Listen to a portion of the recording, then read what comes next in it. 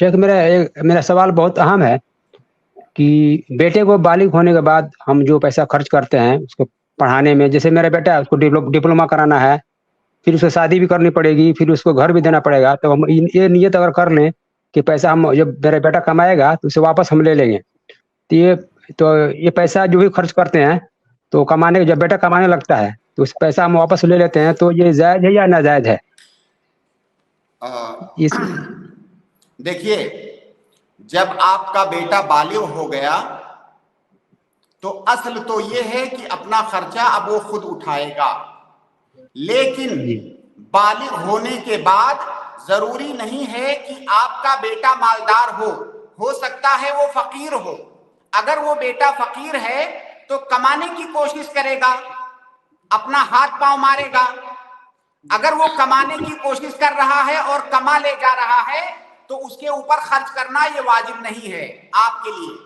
लेकिन अगर वो कोशिश के बावजूद भी अपनी जरूरतें पूरी नहीं कर पा रहा है, जरूरतों से मुराद यहाँ बेसिक जरूरत है, जरूरतों से मुराद यहाँ आला तालीम नहीं है। आला तालीम इंसान की जरूरत नहीं है। जरूरत से मुराद खाना पीना और जिंदगी की जो बुनियादी जरूरतें हैं, अगर उसको वो पूरी नहीं कर पा रहा है तो ऐसी सूरत में वो फकीर कहलाएगा। और अगर बेटा फकीर है तो उसका नानो नफका, उसका बुनियादी खर्चा ये बाप के ऊपर वाजिब है।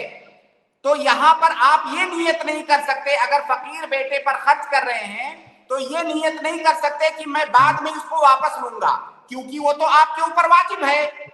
अब जब आपने वाजिब खर्च किया है तो उसको वापस नहीं ले सकते। लेकिन अगर आप जो बुनियादी नानो नफका है उसके ऊपर, जैसे आपने बताया आला तालीम के लिए बेटे को पैसा दे रहे हैं, तो ऐसी सूरत में आप बेटे से ये इत्तेफाक कर सकते हैं कि ये जो मैं आपको आला तालीम के लिए पैसा दे रहा हूं, मैं बाद में इसको वापस लूंगा, क्योंकि मैं बतौर कर्ज दे रहा हूं, क्योंकि आला तालीम दिलाना मेरे ऊपर फर्ज नहीं है, सिर्फ आपका खर्चा मेरे ऊपर फर्ज है आपके फकीर होने की सूरत में। तो फकत नियत कर लेना काफी नहीं है, आप जिसको कर्ज दे रहे हो उसका जानना भी जरूरी है। आप सिर्फ अगर अपने दिल में नियत करते हो तो हो सकता है बेटा आपका समझे कि मेरा बाप मेरे ऊपर एहसान कर रहा है, मुझे कर्ज नहीं दे रहा है बल्कि मुझे मेरे ऊपर एहसान कर रहा है, मुझे ऐसे ही हदिया दे रहा है। लिहाजा अगर बुनियादी नानो नफका से ऊपर अपने बेटे को आप कुछ दे रहे हो और चाहते हो कि मैं इसे बाद में मुझे वापस चाहिए, तो जरूरी है कि आप उसको इत्तला दो और उसके साथ इत्तेफाक करो। हो सकता है मुमकिन है आपका बेटा ना लेना चाहे, तो लिहाजा फकत नियत करना ये काफी नहीं है, बल्कि उसके साथ इत्तेफाक करना ये जरूरी है।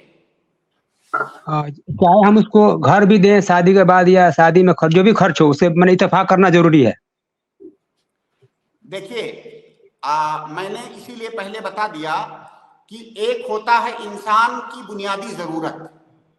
अब जैसे बेटे का शादी करना ये उसकी बुनियादी जरूरत है। अगर बेटा इतना फकीर है कि अपनी शादी का खर्चा नहीं बर्दाश्त कर सकता है, लाख कोशिश के बावजूद भी वो इतना नहीं कमा पा रहा है, तो वो बेटा फकीर माना जाएगा, फिर उसकी शादी का खर्चा बाप बर्दाश्त करेगा। लेकिन शादी का कितना खर्चा? शादी का उतना खर्चा जो शरीयत में है।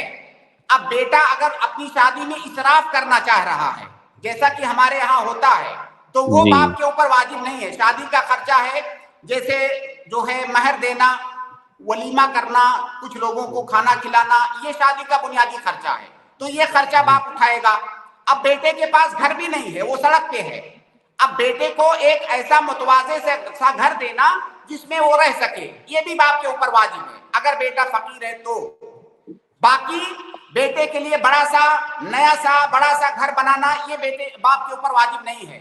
या बेटा अपनी शादी के अंदर लंबा चौड़ा खर्चा करना चाहता है, जश्न मनाना चाहता है, ये खर्चा बाप के ऊपर वाजिब नहीं है। जैसे तालीम है, अब तालीम में जैसे आपने कहा कि भाई आला तालीम ये जो है नानो नफका में नहीं है और वाजिब नहीं है ये, तो अगर कोई बाप अपने एक बच्चे को आला तालीम दिलाता है तो जरूरी है दूसरे बच्चों को भी आला तालीम दिलाए? हाँ, ये अलग मसला है, बिल्कुल सही सवाल है आपका। अब जैसा कि हदिया और हिबा के बाब में ہم جانتے ہیں کہ اگر کوئی باپ اپنے بیٹے کو یا اپنے بچوں میں سے کسی کو اس کے بنیادی نان و نفقہ سے اوپر کچھ دے رہا ہے تو اسے ہبہ کہا جاتا ہے, ہدیہ کہا جاتا ہے. اب جیسے اعلیٰ تعلیم اس کا بنیادی نان و نفقہ نہیں ہے, اب اگر ایک بیٹے کو اعلیٰ تعلیم دلوا رہا ہے تو دوسرے بیٹے کو یا دوسرے بچوں کو بھی وہ اعلیٰ تعلیم دلوائے, یا تو جو اس پر خرچ آ رہا ہے وہ ان کو دے. یا جیسے ایک بچے کی شادی کر رہا ہے, شادی کا ایک تو بنیادی خرچہ ہوتا ہے, بنیادی خرچہ تک تو ٹھیک ہے, بنیادی خرچے کے اندر جو ہے مساوات نہیں ہے. مان لیجئے ایک بچے کی شادی سن 2000 میں کیا تھا, 2000 میں تھوڑا سستائی کا زمانہ تھا, 1 لاکھ روپے میں شادی ہو گئی تھی. اب ایک کی شادی 2024 میں کر رہا ہے, 1 لاکھ میں شادی نہیں ہوگی, ہو سکتا ہے 2-2.5 لاکھ لگ جائے. تو یہاں پر برابری ضروری نہیں ہے کیونکہ یہ بنیادی نان و نفقہ ہے. لیکن بنیادی نان و نفقہ سے اوپر جو خرچہ کر رہا ہے اس میں عدل ضروری ہے, مساوات ضروری ہے. جیسے ایک بچے کی شادی کرتے وقت بڑا سا جشن منا رہا ہے, لمبا چوڑا جو ہے لمبی چوڑی پارٹی دے رہا ہے, بہت زیادہ خرچ کر رہا ہے, اس کی بیوی کو بہت زیادہ جو ہے زیورات دے رہا ہے ہدیہ میں. اب ضروری ہے کہ دوسرے بچوں کو بھی اتنا ہی دے. تو تعلیم میں بھی یہی معاملہ ہے شیخ؟ بالکل. تعلیم دیکھیے, تعلیم کا وہ حصہ جو انسان کی بنیادی ضرورت ہے وہ تو نان و نفقہ میں آ جائے گا, ٹھیک ہے, اس میں برابری ضروری نہیں ہے.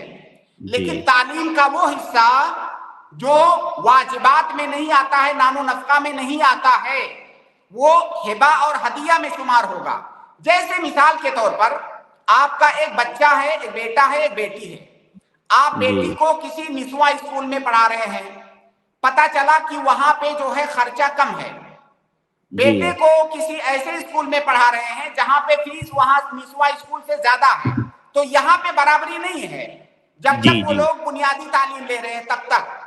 اب جب اس کے اوپر جائیں گے تو وہاں پہ ضروری ہے کہ اگر ایک پر زیادہ خرچ کر رہے ہو تو دوسرے کو بھی دو. ایک سوال شیخ کمنٹ میں پچھلے سوال سے متعلق آیا, اس لیے میں لے رہا ہوں, ورنہ اسٹریم میں بہت سارے لوگ ایڈ ہیں. انہوں نے کہا ہے شیخ کہ عام طور پر ہمارے یہاں ہوتا یہ ہے کہ لڑکوں کو اعلیٰ تعلیم دلائی جاتی ہے اور لڑکیوں کو عام طور سے اعلیٰ تعلیم نہیں دلائی جاتی ہے, تو اس میں لڑکیوں کے ساتھ کیسے انصاف کیا جائے شیخ اس معاملے میں, اگر کوئی لڑکوں کو صرف دلا رہا اعلیٰ تعلیم؟ تو انصاف کا طریقہ یہی ہے کہ وہ جتنی رقم آپ اس لڑکے کی تعلیم پر لگا رہے ہیں اتنی رقم آپ اس بچی کو دیں. آسان طریقہ ہے اس کا.